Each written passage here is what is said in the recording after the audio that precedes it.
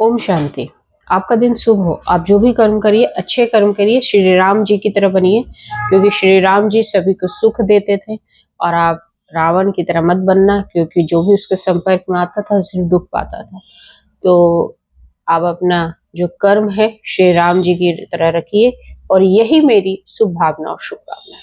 आज इस वीडियो में हम बात करेंगे कि आपकी शादी जल्द होने वाली है, और बस तुम्हारी शादी होने ही वाली है। तुम्हारी जोड़ी एक अच्छी जोड़ी, एक दमदार जोड़ी बनने वाली है।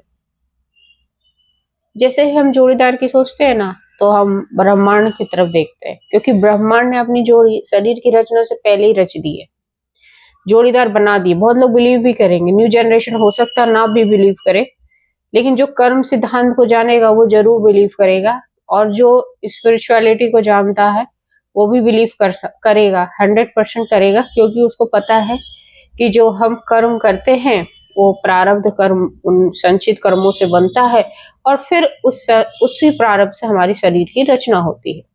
और उसी समय ये भी डिसाइड हो जाता है कि भाई तुम्हारी शादी कब होगी, और ये तब होता है जब आप माँ के गर्भ में आने से पहले डिसाइड हो जाता है। तो जो चीज पहले से डिसाइड है उसमें चिंता भी नहीं करनी चाहिए, लेकिन होती है, क्योंकि हम इस समाज में, इस परिवार में रहते हैं। लेकिन अब वो आपका समय खत्म होने वाला है, आपकी शादी होने वाली है, बस कुछ ही टाइम रह गया है। क्यों रह गया है कुछ ही टाइम?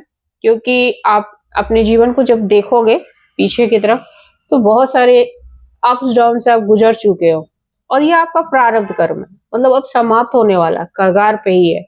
क्योंकि जब समाप्त होने वाला होता है ना, तभी आप अपने साथी से जो मिलते हो, क्योंकि वो कर्मों को आप भोग चुके हो। वो जो बुरे कर्म है, आपने मान लो किसी को दुख दिया, ये किस आधार पे बोल सकते हैं? क्योंकि बहुत सारे पास्ट लाइफ रिग्रेशन लोगों ने किया, और उस पर ये पता चला कि हम जो दुख देते हैं लोगों को, जाने अनजाने किसी को दुख दे देते हैं, वो भी हमारा कर्म बनता है, और वो हमें भोगना पड़ता है।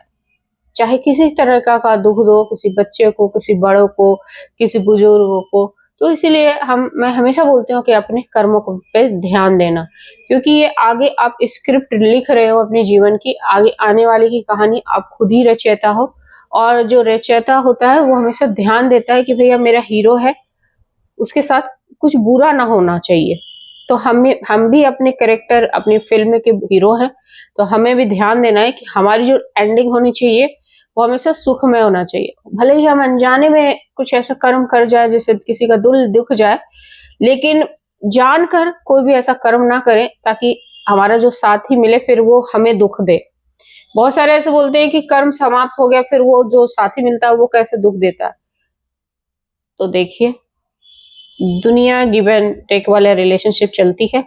अगर आपने किसी को कुछ दिया है तो कर्मा इज बैक, हमेशा यही होता है। और वो कर्मा आपके साथी के रूप में भी आपको सिखाने के लिए आता है, क्योंकि जो साथी मिलता है ना, जो जोड़ीदार मिलता है, आप अपनी एक इमेज को देखो मिरर में, है ना। मिरर में देखे हमारे अंदर जो जो कमियां है वो दूसरे में होगी। और ये मैं किस आधार पे बोलती हूँ, आप देख लो अपने माँ बाप को देखो, एक दूसरे के पूरक होते हैं वो। अगर वो दयालु हैं तो वो उदार हैं, मतलब ऐसे गुण होते हैं।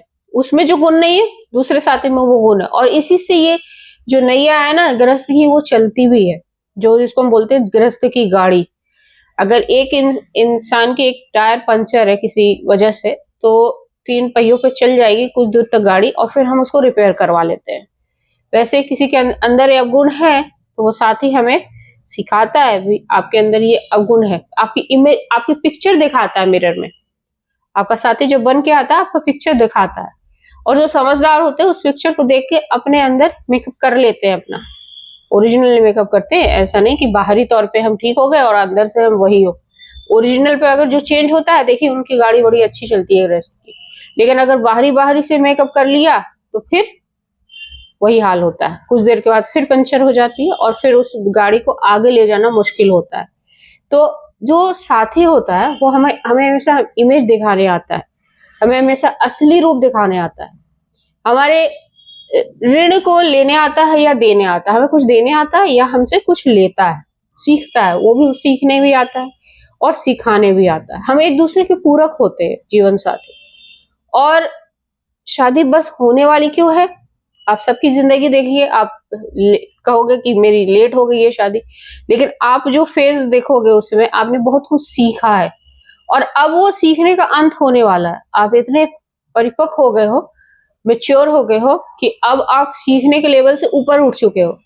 आपको सब चीज का ज्ञान है और वही अब अंत समय है और आपका बस साथी आने वाला है अब आपके जीवन। और जो आपके अंदर अभी कमियां हैं, ऐसा तो नहीं है कि हम परफेक्ट हो गए, परफेक्ट तो कोई दुनिया में होता नहीं है, तो फिर जो साथी आता है वो हमें पूरा करता है, हमारे अधूरे कर्मों को पूरा करता है। और ऐसे भी होते हैं कि हम अपने अंदर अभी बदलाव ले आए, वो भी आया बदलाव लेकर, फिर हम दोनों ने एक यात्रा में एक मंजिल तय करी, एक नया मंजिल डिसाइड किया, दोनों जोड़ीदार जो कमाल की जोड़ी है हमारी, फिर वो हम दोनों जोड़ीदार ने उस मंजिल को पा लिया। तो ये कब हुआ? जब हम एक दूसरे से मिले। और अब बस आप मिलने ही वाले हो, ये याद रखना। ये बार बार मैं क्यों बोल रही हूँ कि बस आप मिलने ही वाले हो, क्योंकि जब आपको ये कोई बोलता है, क्यों बोल रहा है? कि हो सकता है मैं ब्रह्मांड का एक भेजा हुआ दूत हूँ जो आपकी जिंदगी में एक मैसेज देने के लिए आया है कि भाई आप निराश नहीं होइए, आप परेशान भी मत होइए, अब वो आपकी परेशानी का समय अब खत्म होने वाला है। और आपके जो क्वेश्चंस में कुछ माइंड में कुछ क्वेश्चंस चल रहे होंगे जो आपको असमंजस में डालते हैं या आपको सोचने पे मजबूर करता है कि नहीं ऐसा कैसे, तो आप क्वेश्चंस कमेंट में करके पूछ सकते हो कि मैम मेरी ये प्रॉब्लम है और मैं इसको कैसे दूर करूं। हो सकता है अगर मेरे पास आंसर होगा, ईश्वर ने मुझे कुछ बताया होगा, तो मैं आपको वो रास्ता दिखा दूंगी। तो पूरी वीडियो का ये सार है, क्योंकि आपका साथी आने वाला है, क्योंकि आपने मंजिल में जो रास्ते में आप पीछे बैक करके देखोगे तो आप उस रास्ते को कवर कर चुके हो, मतलब आप दूरी तय कर चुके हो। अब दूरी खत्म होने के बाद आप एक मंजिल मिलेगा ना भाई, तो आपका साथी अब आपका इंतजार कर रहा है। तो जो रास्ता है आपने पूरा कर लिया है और अब बस आप जो मंजिल को अचीव करने वाले हो, तो आपकी जो जोड़ीदार जो पहले से डिसाइड है, आपका अपने अंदर भी बदलाव लाके आपका इंतजार कर रहा है और अब बस मिलने वाले हो।